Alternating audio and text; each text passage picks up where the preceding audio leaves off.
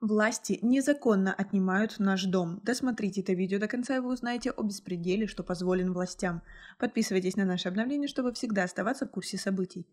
ҳамсари низомии муттаҳам ба ширкат дар ошӯби ҳоҷи алӣ мегӯяд аз ӯ хонаеро мусодира мекунанд ки шавҳараш дар он ҳеҷ нақш надошт. Родные Джунайдула Умарова, более известного как Ишони Джунайдула, бывшего начальника Главного военного следственного управления Минобороны Таджикистана, утверждают, что власти незаконно отнимают их жилье.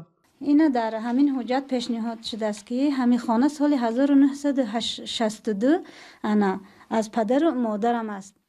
Полковник Умаров, близкий соратник мятежного генерала Абдухалима Назарзода, был убит вместе с ним осенью 2015 года в ходе спецоперации правительственных сил в Арамитском ущелье. Дом в селе Нилка на районе Рудаки, где жил бывший высокопоставленный военный, конфискован решением военной коллегии Верховного суда Таджикистана, сообщают местные власти. 3 декабря суд района Рудаки предписал членам семьи Умарова немедленно освободить жилплощадь. Джунайдула Умаров, бывший полевой командир объединенной таджикской оппозиции, перешел на работу в Министерство обороны Таджикистана после подписания Межтаджикского мирного соглашения в 1997 году. Полковник Умаров некоторое время был военным комендантом таджикской столицы. Дом, в котором жил полковник Минобороны, никогда не принадлежал ему, утверждает Гулдаста Салимова, супруга Джунайдула Умарова. Дом принадлежит моей маме Шарбат Салимовой с 1961 года. Джунайдула появился на свет гораздо позже. Мы с Джунайдула сыграли свадьбу в 1988 году, и он стал жить вместе с нами.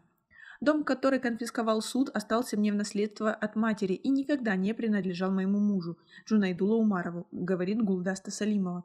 Однако в письме Госкомитета по инвестициям и управлению государственным имуществом Таджикистана, отправленном в суд района Рудаки 31 марта 2020 года, говорится, что дом в кишлаке Нилкон является собственностью Джунайдула Умарова и конфискован решением военной коллегии Верховного суда Таджикистана в пользу государства. Гулдаста Салимова и ее дети незаконно занимают указанное жилище, утверждает Госкомимущество, и требует выселить их без предоставления другого жилого помещения. Как вы относитесь к таким действиям властей? Считаете ли вы их справедливыми? Свои ответы напишите нам, пожалуйста, в комментарии. Зарина Салихзода, первый зампредседатель суда района Рудаки, в беседе заявила, что решение суда пока не вступило в законную силу. По закону у Салимова есть возможность подать жалобу в вышестоящие судебные инстанции, добавила она и отказалась от дальнейшего разговора. Гулдаста Салимова сообщила, что написала письмо в исполнительный аппарат президента и Верховный суд Таджикистана. В этом месте со мной живут 6 детей и внуков, а также моя разведенная сестра. Мы тоже люди, нам некуда идти в это холодное время, говорит она. Также родные Абдухалима Назарзода в апреле 2017 года также сообщили, что власти потребовали освободить их жилой дом в Душанбе, иначе будут предприняты принудительные меры.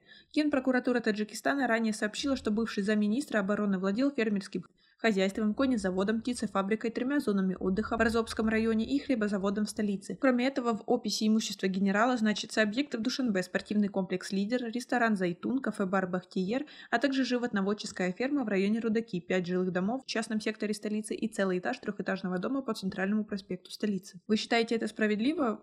Выселять семьи этих людей, которые уже давно погибли? Куда им идти и что им делать?